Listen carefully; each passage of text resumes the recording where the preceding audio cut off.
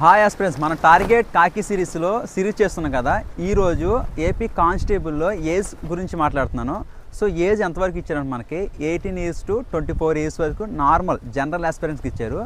So ఇక్కడ మనకి ఈడబ్ల్యూఎస్కి, ఓబీసీకి, ఎస్సీకి, ఎస్టీకి 5 years ఏజ్ రిలాక్సేషన్ ఉంటుంది. దట్ మీన్స్ 24 + 5 years అంటే 29.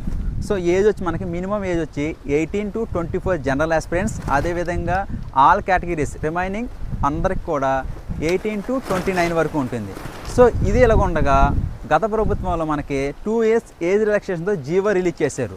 సో ఇప్పుడు ఏమవుతుందంటే ఏజ్ రిలాక్సేషన్ మనకి జనరల్ ఆస్పిరెంట్స్కి వచ్చి 18 to 24 + 2 that means maximum age limit వచ్చి 26 ఫర్ జనరల్ ఆస్పిరెంట్స్. అదేవిధంగా ఈడబ్ల్యూఎస్కి, ఓబీసీకి, ఎస్సీకి, ఎస్టీకి 18 మినిమం వచ్చి, అదేవిధంగా 29 + 2 years 31 years వరకు ఉంటుంది.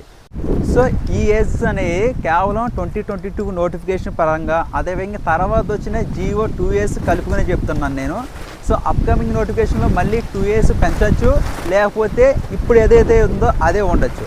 అదైతే మీరు గమనించగలరు. ఇంకా ఏపీ కానిస్టేబుల్ గురించి మీకు ఏమైనా డౌట్లు ఉంటే కింద కామెంట్ చేయండి. అదేవిధంగా మన ఛానల్ని సబ్స్క్రైబ్ చేయండి. Thank you for watching.